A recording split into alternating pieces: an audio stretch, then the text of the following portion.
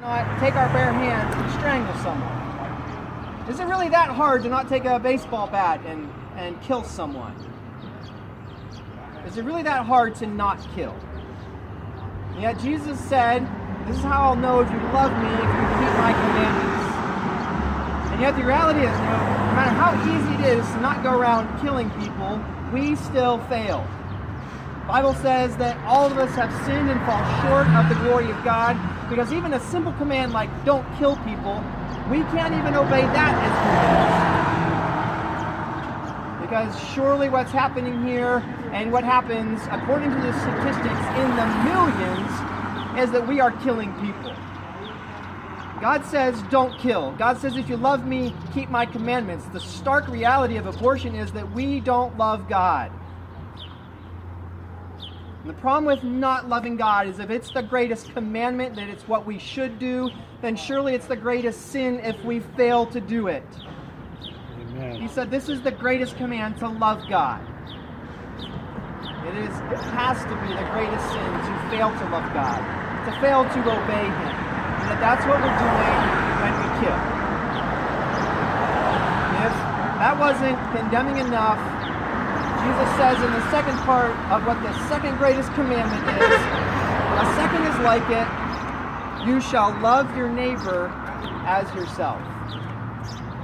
Neighbors don't kill each other. Neighbors don't try to shorten each other's lives. Neighbors try to make each other's lives better. I like my neighbors that live next to me. Because I like my neighbors, I don't do things like break their windows. When my neighbor's washing his car, I don't get a bunch of mud and throw it on his car. I don't yell things across the fence at my neighbor. I don't yell insults at him. My neighbor has come to ask me for help. I've gone and helped him. Why? Because we know what it is to care for our neighbors. Why is it so hard for us to understand that these unborn are our little neighbors? Far from doing something insulting to their property or yelling something insulting to their person, we're actually destroying their lives. How much more unloving can we get than to destroy somebody's life? And yet Jesus said, you shall love the Lord your God with all your heart, and secondly, you should love your neighbor as yourself. If I knew that someone was coming to my neighbor's house and he had the intent of killing my neighbor, I would do something. I'd call the police. I would raise my voice. I'd say, don't kill this little precious life. Let the life live.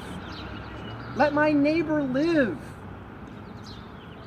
It's because we love our neighbors that we say, don't let these little ones continue to die.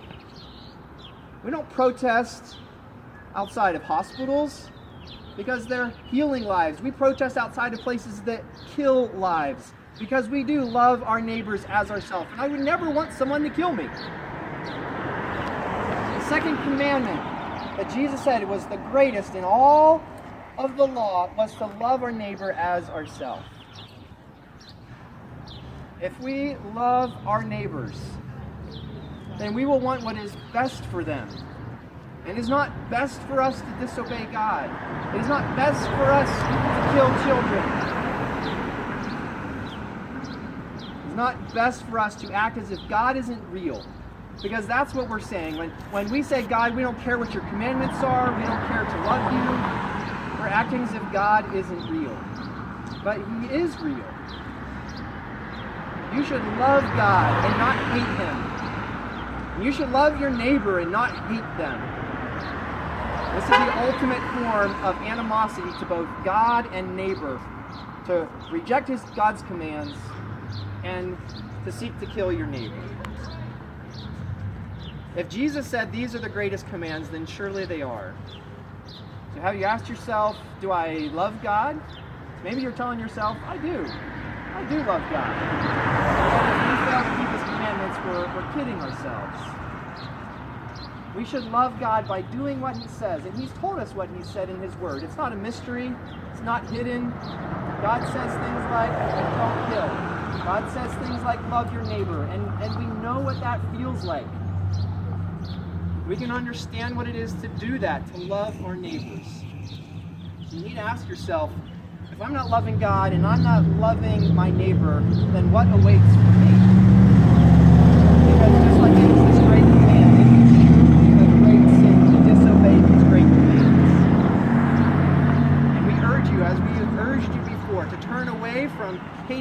God and hating your neighbor, and instead turn to Jesus Christ, who will teach you to love God and love your neighbor.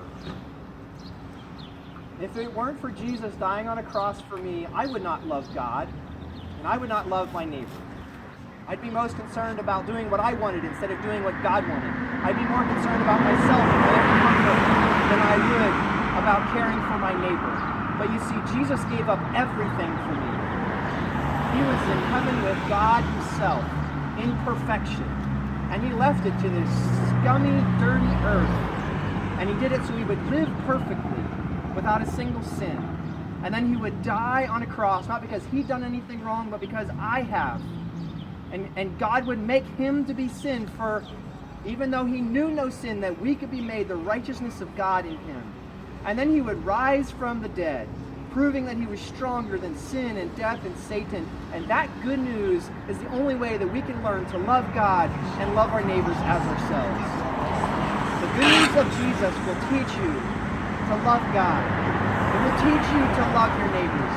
And you will find that far from being some kind of command that is burdensome, you are glad to love God and glad to love your neighbors. Won't you turn and let the gospel teach you to turn to, instead of hating God, loving God, and instead of hating your neighbor, to love your neighbor.